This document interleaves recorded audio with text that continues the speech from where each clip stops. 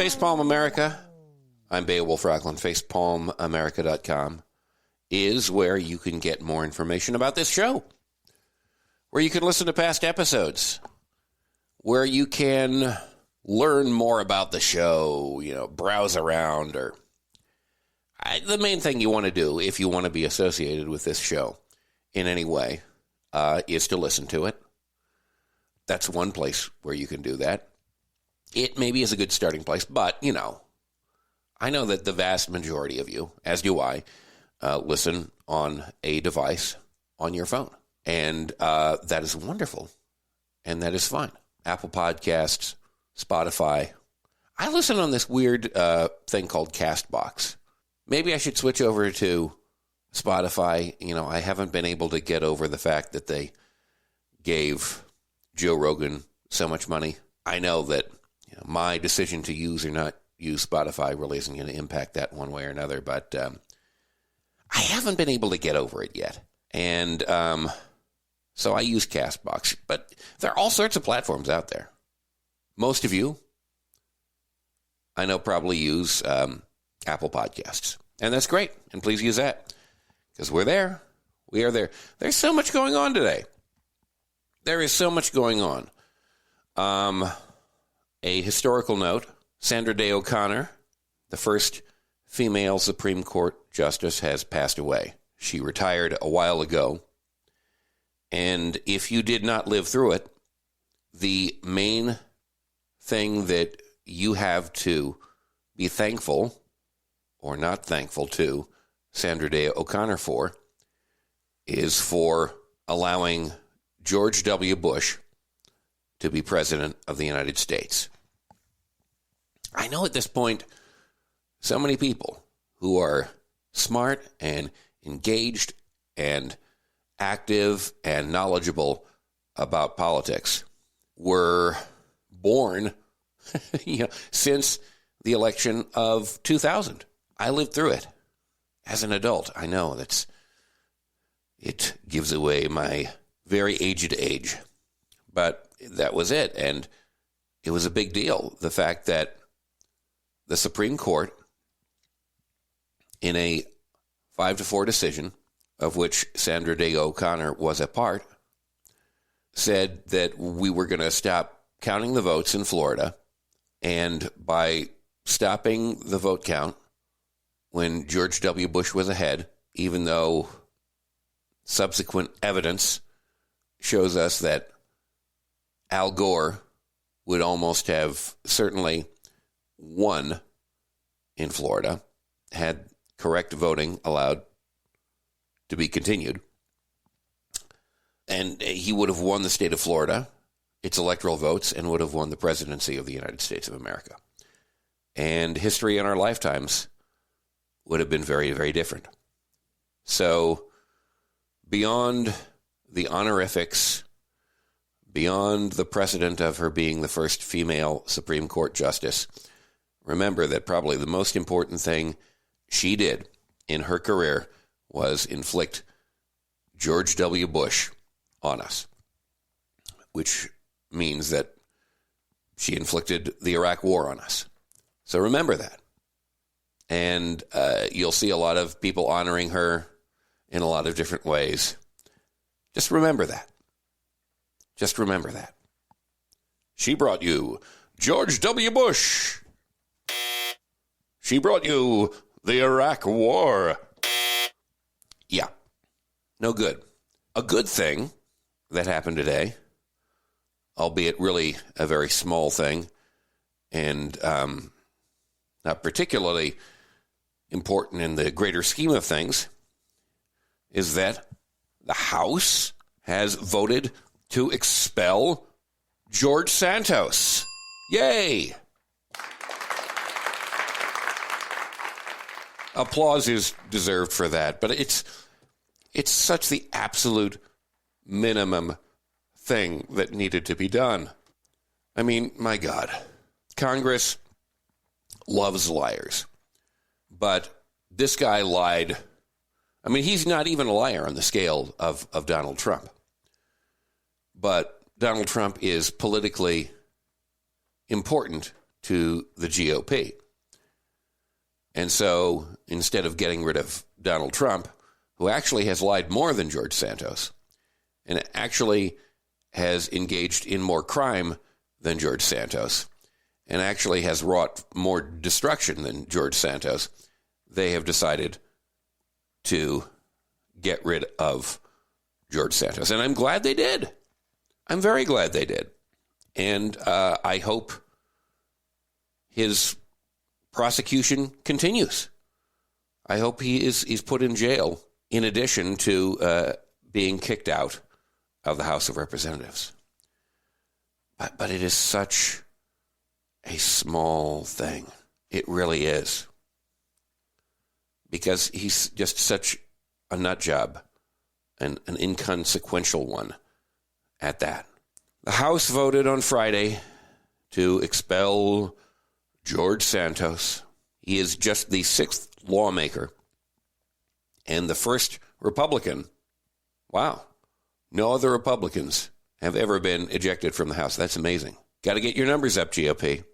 The vote comes after the House Ethics Committee released a report accusing Santos of a complex web of unlawful activity involving his campaign, personal, and business finances.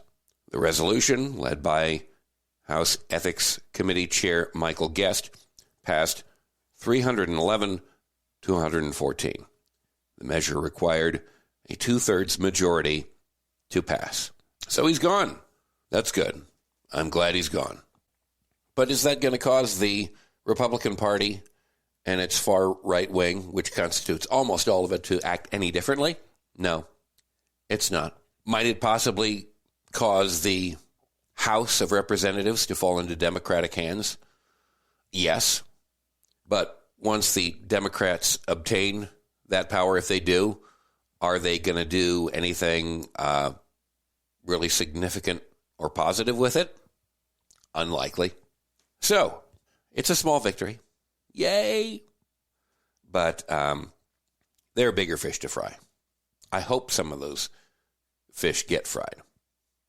I'm longing for some of those bigger fish to get fried. And there are a few of them.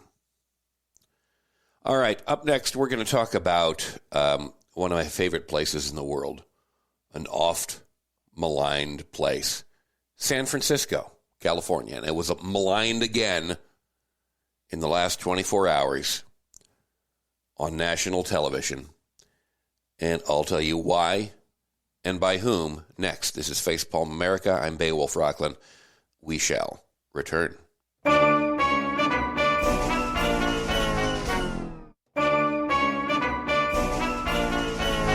Facepalm America. I'm Beowulf Rockland, facepalmamerica.com. Let me begin this segment by saying I did not watch the debate between Governor Ron DeSantis. I did not watch the debate between Florida Governor Ron DeSantis and California Governor Gavin Newsom. I didn't watch it. We will get into that more in depth next week when we talk with the inimitable John Rothman, who is a resident of San Francisco. But I could not help but notice that the city of San Francisco, a place I love dearly, was attacked yet again by Ron DeSantis in the course of the debate which took place on Thursday night on Fox News. And the attack on San Francisco, essentially on Gavin Newsom, because he was, between 2004 and 2011, the mayor of San Francisco, went like this. This is a map of San Francisco. There's a lot of plots on that. You may be asking, what is that plotting? Well, this is an app where they plot the human feces that are found on the streets of San Francisco. And you see how almost the whole thing is covered, because that is what has happened in one of the previous greatest cities this country's ever had. So, Ron DeSantis, in the middle of a debate on Fox News with Gavin Newsom, pulls out a poop map of San Francisco. A poop map. allegedly tracking all the places where human feces had been reported in the city of San Francisco. And of course, you see that it's covered with brown almost completely. And the idea of that, of course, is San Francisco bad, San Francisco poop, liberals bad, Gavin Newsom bad, Ron DeSantis good, I suppose is the logic somewhere in there. So, first of all, it's just a silly thing to do. You bring out a map of San Francisco with brown scribbles on it. And fundamentally, the reason that it's silly is because any map of any major city, if you map the same thing, would look the same. It's just silly and stupid. And we know that the reason that the right wing goes after San Francisco is because they have a vision of San Francisco in their minds that descends ultimately from the 1960s era that symbolizes liberalism and depravity to them. And they want as much as possible to tar as many figures as they can in the Democratic Party with the brush of San Francisco. And because Gavin Newsom was the mayor of San Francisco, that is an easy thing in their minds to do. Now, it really isn't a very useful exercise to debunk the crapping on of San Francisco, if you'll pardon the expression. By the way, these are all like self-reported. And the poops that he mentioned, by the way, did not even happen during Gavin Newsom's term as mayor. Not that that matters to a devotee of Fox News. I know. Nothing I say is going to matter. That's what it is.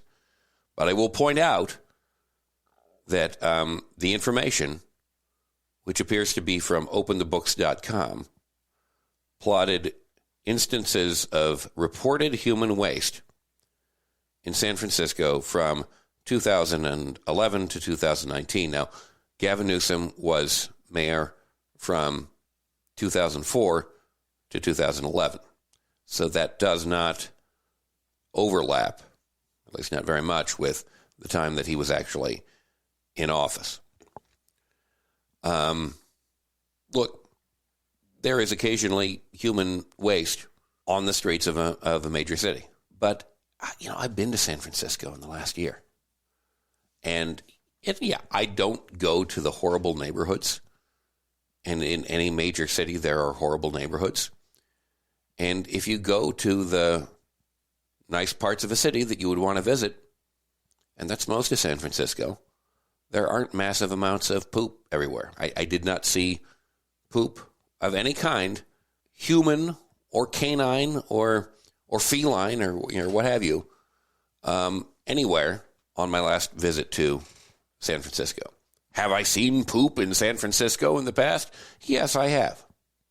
Although I would beg the question, and probably most of us can tell most of the time, the difference between human poop and dog poop. But can you always? Can you always? Because there are a lot of dogs in San Francisco, too. The dogs are pooping. Sometimes it's the dogs. And all of this is so silly, of course. Because we know that really the problem here is homelessness. And that is a problem in San Francisco. Although per capita, it's not as big a problem as it is in a lot of other places. San Francisco, as I've mentioned, and other places in the Bay Area are far too expensive. And if you want to trace something, if you want to blame Gavin Newsom for something real as opposed to something symbolic, you can talk about him not